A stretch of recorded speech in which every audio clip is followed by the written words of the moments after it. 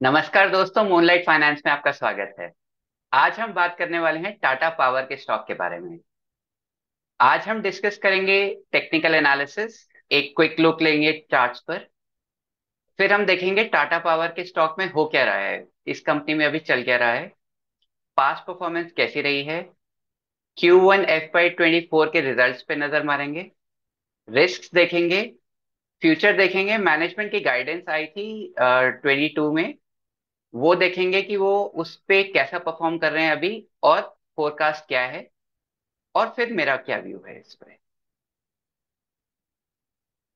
Tata power का stock sideways रहा है 2 साल तक।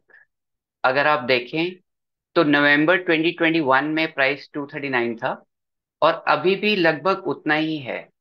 और अभी रिसेंट पास्ट में इस वीक में एक ब्रेकआउट आया है, तो ये चार्ट पैटर्न के हिसाब से हायर बॉटम फॉर्मेशन है with a bullish candle formation. तो दैट इज व्हाई चार्ट्स पे ये बहुत इंटरेस्टिंग लग रहा है। बट हम as long term fundamental investors focus करेंगे अपने फंडामेंटल एनालिसिस पे। आइए चर्चा शुरू करते हैं।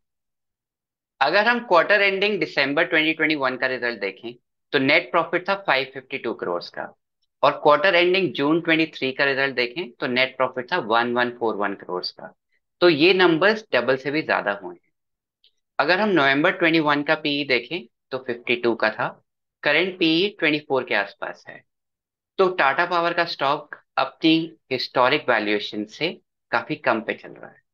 तो टाटा पावर का मेन फोकस जो अभी है वो सस्टेनेबिलिटी की तरफ है। उनका टारगेट है कार्बन नेट जीरो का 2045 तक, वाटर न्यूट्रल का 2030 तक, जीरो वेस्ट 2030 तक। तो टाटा पावर का जो मेन डायरेक्शन है इस पॉइंट इन टाइम पे, वो थर्मल बेस्ड सोर्सेज से क्लीन एंड ग्रीन सोर्सेज की तरफ जा रहे हैं। तो अगर हम 2015 में देखें तो 16% पावर जनरेशन जो था वो क्लीन एंड ग्रीन सोर्सेज से था, और 84% जो था वो थर्मल बेस्ड सोर्सेज से था, जैसे कोल। प्रेजेंटली देखें, 38% clean and green sources, 62% thermal. 2030 का टारगेट देखें तो 70% clean and green and 30% thermal. और 2045 तक का टारगेट देखें तो 100% क्लीन एंड ग्रीन सोर्सेस। सीधा नंबर्स पे आ जाते हैं। तो अगर हम देखें मार्च 21 में सेल्स का नंबर था 32,703 करोड़, और मार्च 22 का नंबर था 42,816 करोड़, जो 30.9% का जंप था। मार्च 23 का देखें तो 55,109 करोड़, जो 28.7% का जंप था। नेट प्रॉफिट देखें, मार्च 21 का 1,439, मार्च 22 का 2,156, जो 49.8% का जंप था। मार्च 23 का देखें तो 3,810 करोड़, जो 76.7% का जंप था। तो ये नंबर्स बहुत अच्छे दिख रहे हैं। टाटा पावर का डेट बहुत हाई है। उसका कारण ये है कि ये कैपिटल इंटेंसिव बिजनेस है। डेट टू इक्विटी रेशियो देखें तो 1.84 का है। टोटल डेट 53,924 करोड़ का है। अगर हम नंबर्स देखें, मार्च 21 में कंपनी ने जो इंटरेस्ट पे किया वो 4,010 करोड़ का था। नेट प्रॉफिट 1,439 करोड़ का था। मार्च 22 का देखें, 3,859 करोड़ का इंटरेस्ट पे किया, और नेट प्रॉफिट था 2,156। मार्च 23 का नंबर देखें तो इंटरेस्ट पे किया 4,372 का, और नेट प्रॉफिट था 3,810 करोड़ का। तो जितना कंपनी कमाती नहीं है उससे ज्यादा तो वो इंटरेस्ट पे कर रही है।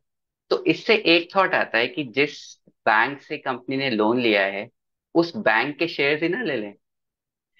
अच्छा, एक पॉजिटिव एस्पेक्ट इसमें यह है कि बॉटम लाइन आने वाले टाइम में इंक्रीज हो सकती है। अगर आप समझ गए हैं कि आने वाले टाइम में बॉटम लाइन कैसे इंक्रीज हो सकती है, तो वीडियो को पॉज करके कमेंट सेक्शन में लिखिए। बॉटम लाइन इंक्रीज इसलिए हो सकती है क्योंकि जो इंटरेस्ट रेट्स हैं at this point in time वो ऑलमोस्ट पीक पर हैं। तो आने वाले समय में इंटरेस्ट रेट्स डिक्रीज होंगे, तो जो कंपनी इंटरेस्ट पे कर रही है वो कम होगा। उसकी वजह से इसका नेट प्रॉफिट इंक्रीज होगा। एक बार Q1 FY24 की हाइलाइट्स देखते हैं। कंपनी ने 5.8 गीगावाट्स का कैपेसिटी एडिशन किया है। जो कैपेसिटी एडिशन हुआ है उसमें से 77% रिन्यूएबल एनर्जी सोर्सेज पे हुआ है। हाईएस्ट एवर सेल्स रहा है, हाईएस्ट एवर ऑपरेटिंग प्रॉफिट रहा है, हाईएस्ट एवर नेट प्रॉफिट रहा है। और ये 15th कंसेक्यूटिव क्वार्टर था पैट ग्रोथ का ईयर ऑन ईयर। जो सबसे बड़ा हाईलाइट है वो एबिटा का इंक्रीज है, जो कि 43% रहा है ईयर ऑन ईयर, जो फर्स्ट टाइम एवर 3000 करोड़ को क्रॉस किया है। और ये क्वार्टर इतना आसान नहीं था। कोल के प्राइसेस शार्पली डिक्लाइन हुए थे और प्लांट्स में डिस्ट्रप्शंस रहा था फ्लड्स और बाकी रीजंस की वजह से। मार्जिन्स एक्सपैंड हुए हैं और जो कंपनी ने इन्वेस्टमेंट्स करी थी उसका बेनिफिट्स इस क्वार्टर से देखने में नजर आ रहा है।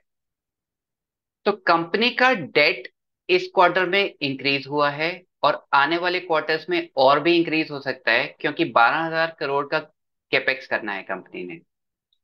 बट कंट्रोल्ड है, बहुत ज्यादा डेट एक्सपोनेंशियली इंक्रीज नहीं हो रहा है, debt to equity ratio manageable है।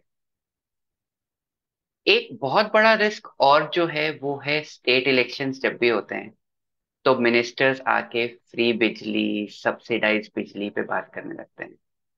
हालांकि जो सब्सिडी देती है गवर्नमेंट, वो उसका जो पैसा है वो गवर्नमेंट पे करती है टाटा पावर को। लेकिन गवर्नमेंट की एक्सपेक्टेशन रहती है टाटा पावर से कि वो भी थोड़ा अपनी तरफ से करें। तो ये मैनेजमेंट के लिए बहुत मुश्किल हो जाता है इस तरह की सिचुएशंस को मैनेज करना। बट ओवरऑल ये एक गवर्नमेंट की रिस्पॉन्सिबिलिटी है। बट गवर्नमेंट हमेशा पुश करती है टाटा पावर को कि वो भी पिच करे। एक बार मैनेजमेंट की फोरकास्ट देख लेते हैं। मैनेजमेंट ने गाइडेंस दी थी 2022 में।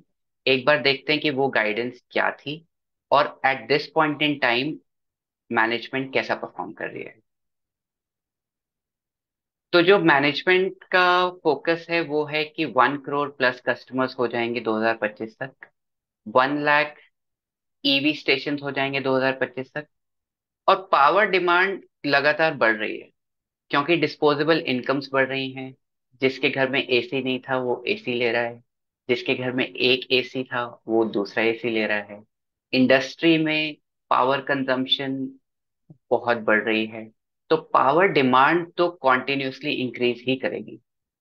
जो कंपनी ने गाइडेंस दिया था 2022 में वो ये था कि वो अपनी रेवेन्यू को 3x कर देंगे 2027 तक और अपने पैट को 4x कर देंगे FY27 तक। तो अगर हम 23 का नंबर देखें तो वो था रेवेन्यू का 55,109 करोड़ और जो पैट का नंबर था वो था 3,810 करोड़। तो अगर हम इन पॉइंट्स को ग्राफ में प्लॉट करें तो मैनेजमेंट ने जो गाइडेंस दी थी उसके हिसाब से ही चल रही है। तो management is walking the talk. तो इसका मतलब ये है कि ये अगर हम पैरामीटर्स को ट्रैक करते रहें और अगर कंपनी इस पे 100% परफॉर्म नहीं भी करती है तो भी ओवरऑल परफॉर्मेंस बहुत अच्छी रहेगी। तो एक बार समराइज कर लेते हैं कि क्या अच्छे एस्पेक्ट्स हैं। मैनेजमेंट क्वालिटी बहुत अच्छी है, कॉर्पोरेट गवर्नेंस बहुत अच्छी है, बहुत क्लियर विजन है, बहुत क्लियर गोल्स हैं, गाइडेंस बहुत क्लियर है, ग्रोथ प्रोस्पेक्ट्स बहुत हाई हैं। और जो ट्रांसफॉर्मेशन है थर्मल टू ग्रीन का, वो एनवायरनमेंट के लिए तो बहुत अच्छा है ही, ESG फंड्स के लिए बहुत अट्रैक्टिव है, परफॉर्मेंस एक्सीलेंट है, वैल्यूएशन इस पॉइंट इन टाइम पे रीजनेबल है, टेक्निकली चार्ट्स पे इस पॉइंट इन टाइम पे बहुत अच्छा दिख रहा है। जो दो मेजर प्रॉब्लम्स हैं वो है डेट, तो कंपनी को ये मैनेज करके चलना होगा, इस फिगर को लगातार ट्रैक करना होगा। और जो मिनिस्टर्स फ्री बिजली और सब्सिडी की बात करते हैं उसका इम्पैक्ट टाटा पावर के ऊपर मिनिमल या ना के बराबर आए तो अच्छा है। बट ये एक रिस्क लगातार कंपनी के लिए बना रहता है। एज अ डिस्क्लोजर, ये स्टॉक मेरे पर्सनल पोर्टफोलियो में है और हमने मॉडल पोर्टफोलियोज बनाए हुए हैं डिफरेंट रिस्क प्रोफाइल्स के लिए, एजुकेशनल पर्पसेस के लिए, तो हमने रिसेंटली उसमें भी ऐड किया है। जो भी डिस्कशन हमने किया वो सारा एजुकेशनल पर्पसेस के लिए था। अगर आप कोई इन्वेस्टमेंट डिसीजन लेना चाहते हैं तो प्लीज अपना ड्यू डिलिजेंस कीजिए और अपने एडवाइजर से कंसल्ट कीजिए। Happy investing, see you in the next video. अगर आपको ये वीडियो पसंद आया तो आप इसको लाइक कीजिए और इसी तरह के यूज़फुल वीडियोस के लिए चैनल को सब्सक्राइब कीजिए।